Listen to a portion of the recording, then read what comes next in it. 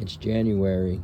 It's been about a month since I put these in for germination and got some root activity. So I'm putting it back in for now, but I'm being very careful because it's delicate. I might not even put the lid on all the way. I bought these on Amazon. They're a little bit flimsy, but they're at least a foot tall and they're 4 inches by 4 inches. And I found this at the parking lot at work.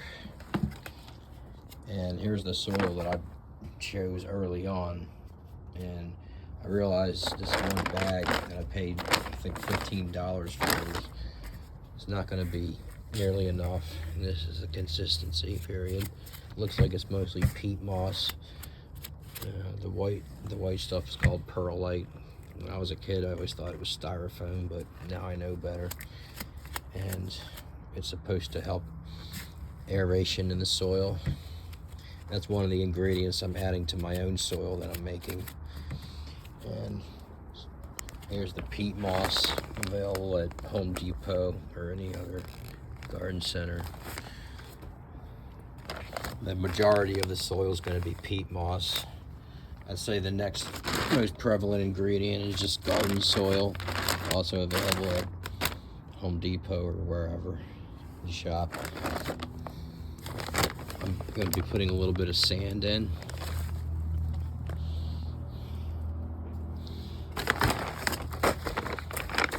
Just a little hint of plant food, slow release.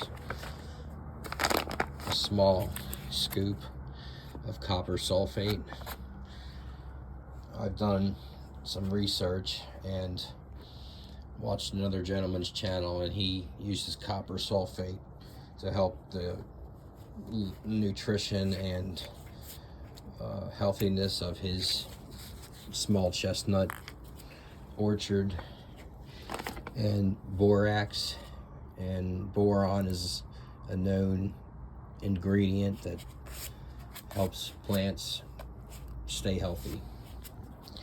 So I'm going to go ahead and start adding to the soil that I've already started working on.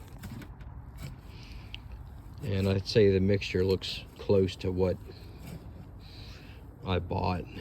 The texture feels real similar. Mostly feels like peat moss.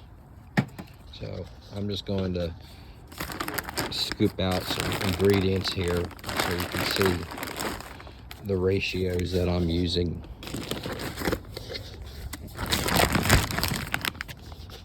I'm using a bigger scoop now.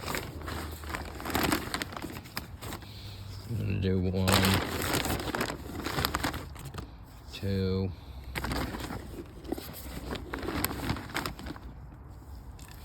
3, 4,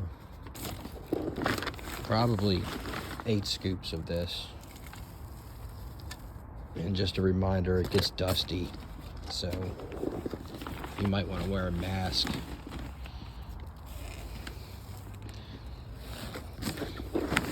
Some other people on other channels tell me that one of the ingredients I'm going to be showing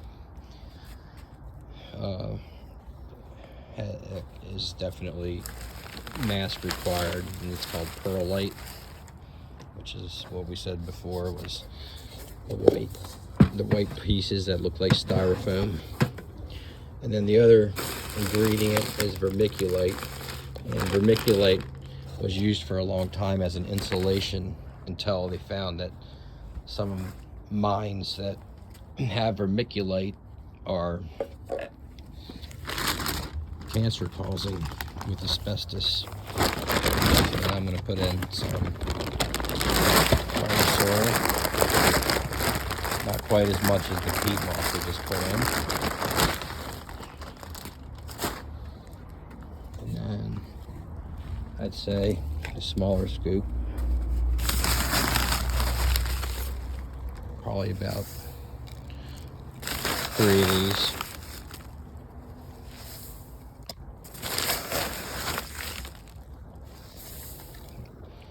And that's the one they say gets really dusty. So before I start mixing it, I'm just going to wet it down.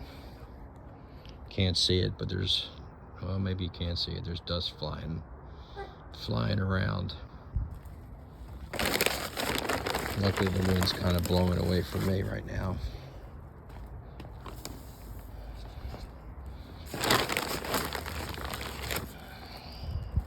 I'm gonna do 3 scoops of this too.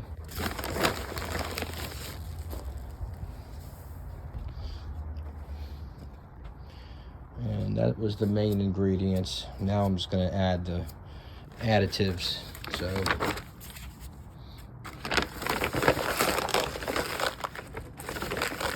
I'm probably not even gonna put a full scoop of this, because I'm pretty sure the garden soil comes with it. This, I'm gonna use a small scoop. And it's been outside and it's kind of clumpy, but I kept the bag sealed as good as I could. So if you see any clumps, I would recommend squishing them and spreading them out so no area gets too concentrated. And then I heard boron is good for soil, so I'm gonna add a little bit of this. I'm not gonna go too crazy, but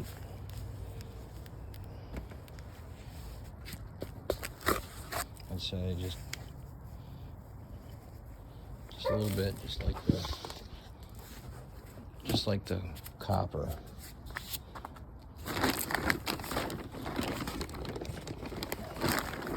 Now I'm gonna wet it down. I have the hose set up, even though it's cold out. It's not below freezing, which is good.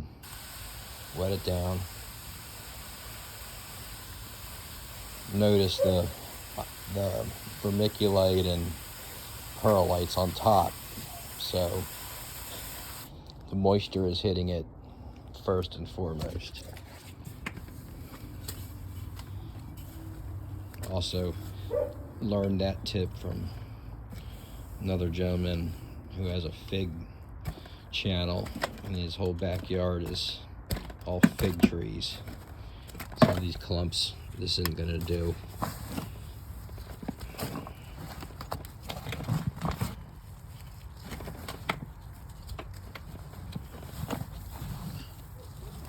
I'm pretty sure this year I'm gonna also do some fig trees out back here in the sunniest part of the yard.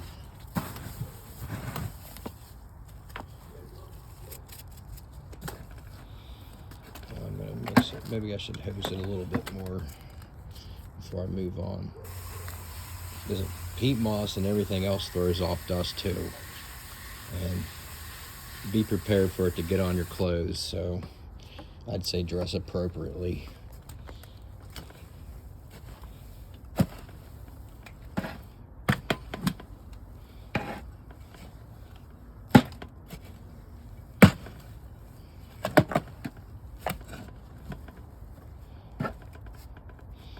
You know, I think I forgot to add sand.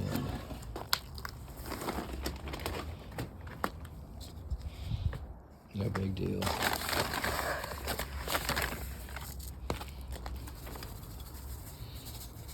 Probably not necessary, but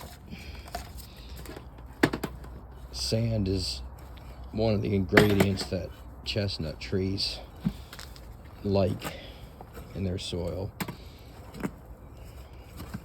as opposed to clay, which is what they don't like. And the soil here is, in Baltimore, is a lot of clay.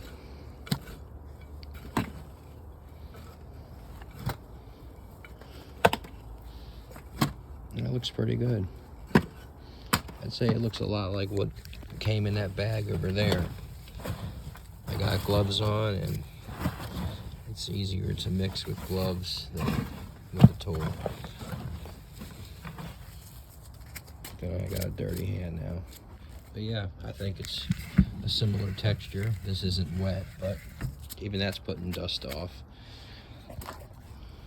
So, summary, Secret ingredients: borax, copper sulfate, a little bit of fertilizer. I have a fan and another fan.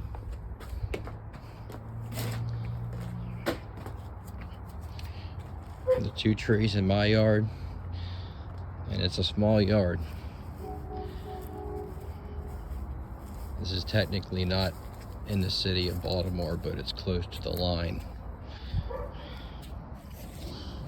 Over here's the smaller one that survived last season before my cats got to most of them inside the window. It gets a lot of midday sun and early afternoon sun, but because of this large maple, which I love, because I get all the shade from it, and west this way, my neighbor doesn't get any shade, and it's his tree. And then the other larger, most successful plant, and I believe this one was another one that died off early because I really didn't know what I was doing with soil and watering last year. But it came back, so I said, this is a keeper. This one was strong. It fought and it grew even after I took it out a little too early and the cold was setting in. My cats attacked it, and this one still survived even after it died once or twice. So I said, this is a good embryo with good DNA. I know the two parents of this tree, and it's about 20 feet, maybe a little bit further from its mate, and the wind normally blows from there to here, and when it's not blowing this way, it's blowing exactly the opposite way. So these two trees funneled between the houses are going to get good pollination. So now I just have to wait about 6 more years and maybe I'll see some burrs. And that's it for this video.